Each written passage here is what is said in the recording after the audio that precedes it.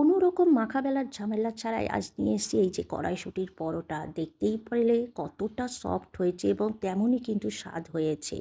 তো এই পরোটা বানানোর জন্য ১ বাটি ১ম এ কড়াইশুঁটি নিলাম, তাতে বেশ কিছুটা ধনেপাতার সাথে ২ টো কাঁচা লঙ্কা আর অল্প করে আদা দিয়ে অল্প একটু জল দিয়ে একদম ফাইন পেস্ট করে নিয়ে আসলাম। দেখতেই পাচ্ছ কতটা ফাইন হয়েছে। তারপর এদিকে একটা বাটিতে ১ বাটি ময়দা, তাতে ১ চামচ মৌরি, একটু কালো জিরে, অল্প করে হিং দিলাম আর ১ চামচ জোয়ানকে হাতে ক্র্যাশ করে দিয়ে দিলাম। সাথে দিলাম স্বাদমতো নুন, একটু গরম মশলার গুঁড়ো, হলুদের গুঁড়ো আর কড়াইশুঁটির পেস্টটা পুরোটাই ঢেলে দিলাম।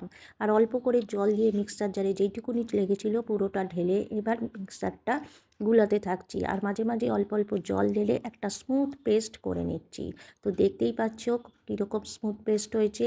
এদিকে প্যানের মধ্যে আমি তেল বুলিয়ে দিলাম, তাতে ১ হাতা মতো ব্যাটারটা দিয়ে লো টু মিডিয়াম আঁচে রেখে দেবো আর চারিদিক দিয়ে ঘোরাতে থাকবো। নিচ থেকে যে ব্যাটারটা টেনে আসবে তখনই উল্টিয়ে দেবো আর তেল দিয়ে ভাজতে থাকবো। তোমরা চাইলে ঘি দিয়েও ভাজতে পারো। এরকম চেপে চেপে ভাজতে ভাজতে উল্টিয়ে পাল্টিয়ে দেখবে আস্তে আস্তে ফুলতে শুরু করেছে। দেখতেই পাচ্ছ কীরকম ফুলছে আর খুবই কিন্তু সফট হয়েছিল। তোমরা আশা করি দেখে বুঝতে পারছো যে পরোটাগুলো কতটা সফট হয়েছে। সুতরাং তোমরাও যদি মাখা বেলার ঝামেলা ছাড়া এরকম নরম তুলতুলে পরোটা চাও তো এই টেকনিকে তোমরা একবার করে দেখতে পারো।